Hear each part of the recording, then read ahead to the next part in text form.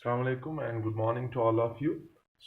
आज पिछले लेक्चर में बेटा मैंने करंट डेंसिटी को एक कंसाइज डेफिनेशन बताई थी।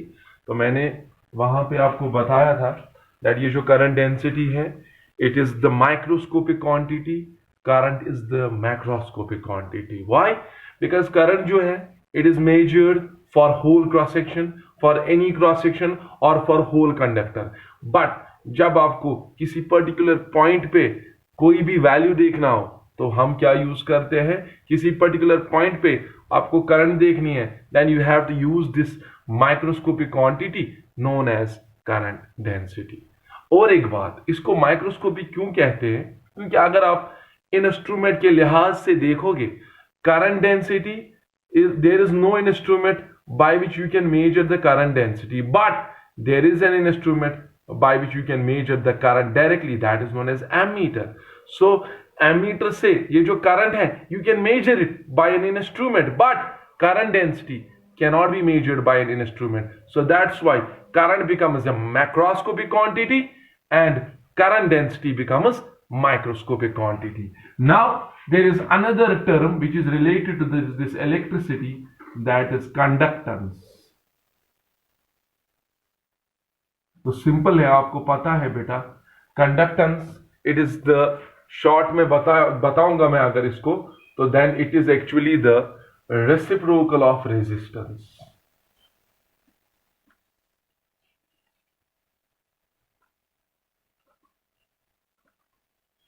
ओके, सो कंडक्टेंस हमें क्या देगा? अब मुझे बताओ रेजिस्टेंस क्या होता था? What resistance is? It is the property of a conductor by virtue of which it opposes the flow of charge when a potential difference is applied. आपने potential difference applied की तो उस कंडक्टर में एक property है, वो property क्या है?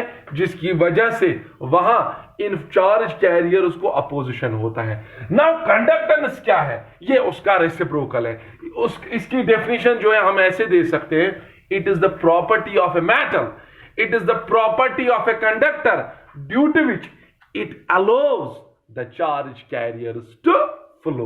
So एक मटेरियल में कितनी एबिलिटी है कि वो चार्ज कैरियर उसको फ्लो करवाए easily, that is known as conductance. So that means जिस मटेरियल की रेजिस्टेंस कम होगी उसमें अपोजिशन कम होगा, इसलिए उसमें जो एबिलिटी होगी for the charge carriers to flow that will be more and therefore conductance will be more.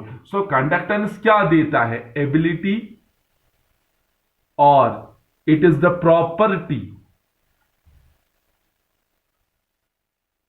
of a conductor due to which क्या करता है? It allows the flow of charge.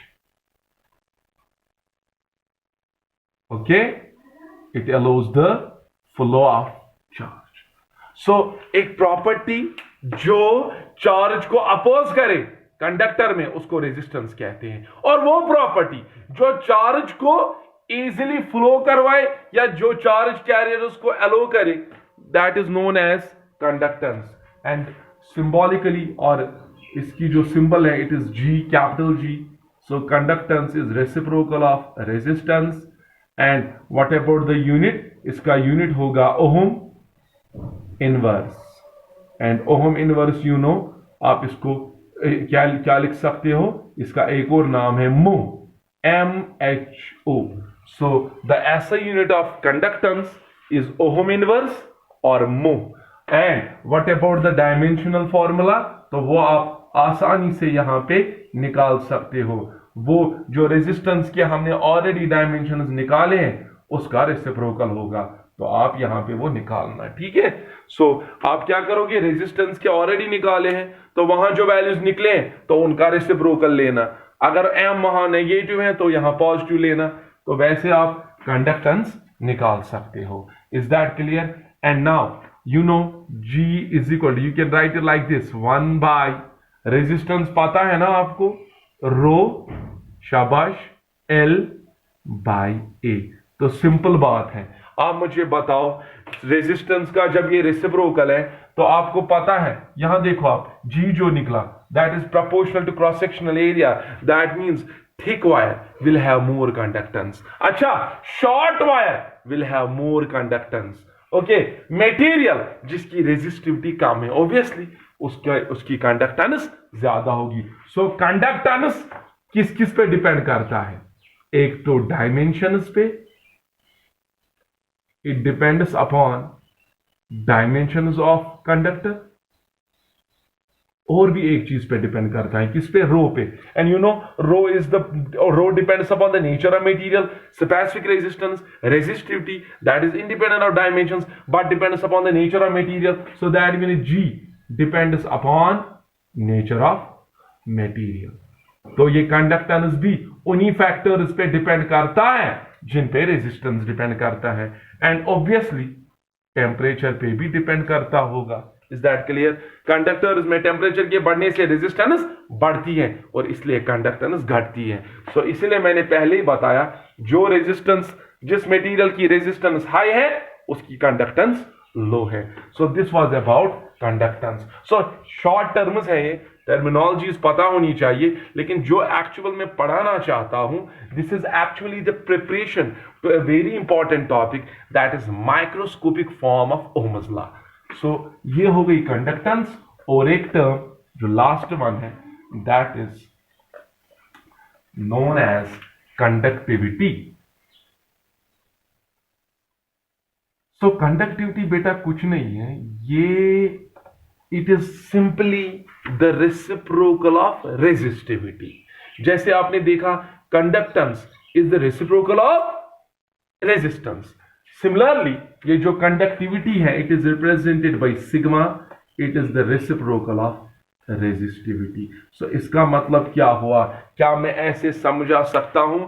It is again the property of a material, property of a conductor, by virtue of which it allows the flow of charge carriers. But अब फर्क क्या है conductance और इसमें? Conductance dimensions पे depend करता है, conductance nature of material पे डिपेंड करता है, कंडक्टेंस टेम्परेचर पे डिपेंड करता है. लेकिन कंडक्टिविटी जो है, it depends upon only two factors. One is nature of material. So conductivity depends upon